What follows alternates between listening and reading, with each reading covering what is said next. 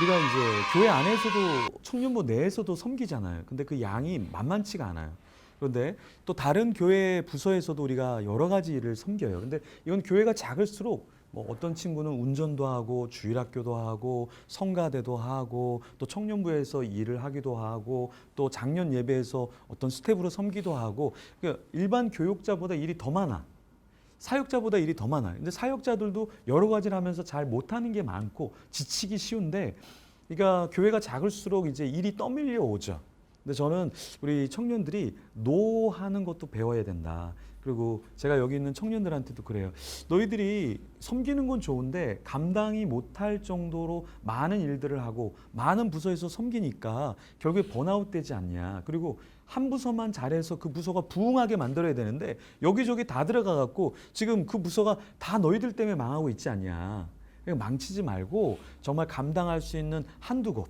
어떤 사람은 사실 세네 곳도 할 수 있죠. 하지만 내가 감당할 수 있는 것들을 조금 줄이고 줄여서 그 맡고 있는 것을 최대한 잘 세워서 부흥하게 한다. 그 전략이 굉장히 좋은 것 같아요. 그래서 교회마다 이제 교회를 옮기는 철이 돼요. 11월, 12월 되면 1월 달이 되면 교회를 옮겨요. 근데 대부분 누가 옮기느냐? 교회에서 정말 한두 가지를 의미 있게 그리고 자기도 배우면서 섬기는 사람이 옮기는가? 그렇지 않아요. 번아웃된 사람들, 교육과 훈련은 없는데 케어는 없는데 계속 일이 많아지는 거예요. 그러니까 내년에 일할 걸 생각하니까 이 교회는 내 교회가 아닌 것처럼 느껴지는 거예요. 그래서 지금 청년들뿐만 아니라 어른들도 이 대유목 시대가 돼버렸어요. 그 말은 무엇이냐면 이 교회가 나의 영적인 젖줄을 주지 않으면 이 교회는 모교회, 내 교회가 아니라는 거예요. 그러니까 예전에는 모교회라는 그런 개념이 있어서 아무리 교회가 뭐 깨지고 문제가 많고 나를 뭐 어떻게 인정해 주지 않아도 내 교회니까, 그러니까 눈물 흘리면서 기도하고 그러면서 섬기고 그러면서 또 교회를 세워나갔는데, 지금은 나를 케어해 주지 않는 교회는 내 교회가 아니다. 청년들, 젊은이들도 그렇지만 나이 드신 분들도 내가 여기서 정말 영적인 꼴을 먹을 수 있을까? 내가 여기서 일만 하다가 정말 이렇게 하다가는 신앙생활 자체를 못하겠다. 이런 위기의식이 되게 많다고요. 그래서 젊은이들도 마찬가지로 섬기려고만 하지 말고 일단은 교육과 훈련의 자리로 들어가야 된다는 거예요. 그래서 배우고 조금 자기를 성숙시킨 뒤에 뭔가 일을 해야 되는데 이거는 지금 우리는 우리 자신을 케어하고 훈련은 시키지 않고 계속 일만 하는 거예요. 그러니까 결국에는 번아웃 되는 거죠. 리더를 1년 이상 못하는 사람들이 상당히 많아요.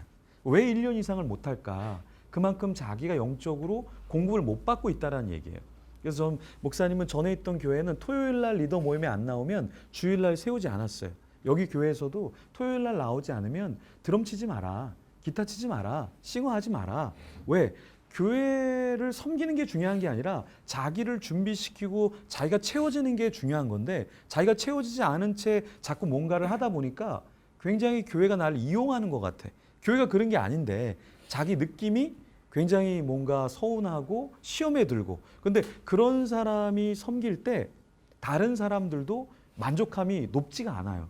예를 들어서 이렇게 소그룹을 운영해야 되는데 토요일 날 하나 또 성경에 대해서 또 말씀에 대해서 또 뭘 나눠야 될지 배우지 않고 자기 혼자서 막 자의적으로 해석하고 열심히 해. 그런데 다른 사람들은 말씀을 들었는데 내가 이걸 보는데 이 내용이 아닌 것 같기도 하는데, 근데 사람들은 딱 알아요. 이 사람이 1시간 준비해 왔는지 30분 준비해 왔는지 지금 막 열어갖고 준비하고 있는지를 대부분 다 알아요. 그러니까 리더들이 내가 1년 동안 10명이 주어지면 어떤 리더는 10명을 그대로 유지하는 사람들이 있어요. 어떤 사람은 10명을 줬는데 마지막에 끝에 가면 1명 혹은 벽 보고 있어야 되는 사람이 있어요. 그게 리더십이에요. 그 사람의 리더십. 그러니까 내가 얼마나 준비해서 섬기느냐에 따라서 똑같이 10명을 줘도 어떤 사람은 10명, 어떤 사람은 1명, 어떤 사람은 1명도 그 사람을 유지하지 못한 채 다 까먹는다고. 그러면 그 사람에게 또 새로운 사람을 2명, 3명 붙여준다고 더 붙을 것 같아요? 절대 안 붙죠. 그래서 목사님은 새로운 그룹이 오면, 예를 들어 예전에 꾸며진 그룹에다가 새 가족들을 넣질 않아요. 새로운 가족들은 그냥 새로운 가족의 셀을 다시 만드는 거예요. 근데 이 정착률이 엄청나게 높아요. 예를 들어 새 가족이 3명이 왔다. 그럼 또 뒤에 누군가 2-3명이 온다. 그럼 6명이 새 가족이 되는 거예요. 그리고 그 리더가 세가족 리더가 이 사람들 섬겨주면 나도 온 지 3주밖에 안 됐는데 전 2주밖에 안 됐는데 저는 4주밖에 안 됐는데요. 이러면서 서로가 이질감을 느끼는 게 아니라 되게 잘 뭉치고 출석률이 거의 8, 90%가 출석률이에요. 근데 기존에 있는 데는 난 마음에 안 들어. 뭐가 잘 안 맞는 것 같아. 근데 기존에 있는 그룹의 출석률이 훨씬 더 떨어진다라는 거죠. 그렇죠? 그래서 이런 것들이 새가족 리더도 마찬가지로 자기가 공급을 받으면서 새가족 리더를 하고 이 사람들도 자기들이 케어를 받는다 서로가 그런 느낌이 있을 때 굉장히 출석률과 이 공동체성이 강하게 주어진다라는 거예요.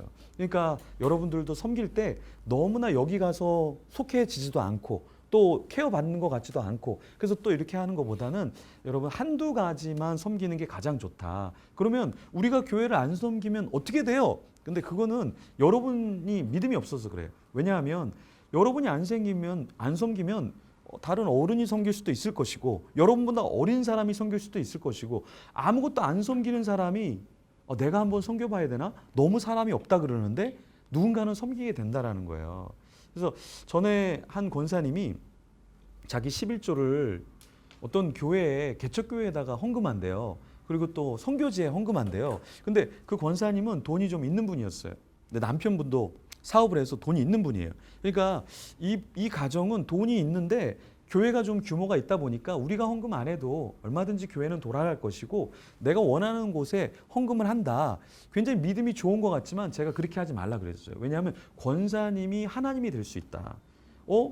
권사님이 지난번에 얘기한 것처럼 개척교회가 잘 안 되는 것 같아서 또 다른 교회를 바꿔버리면 이 개척교회는 도움을 받다가 갑자기 시험에 들지 않겠냐.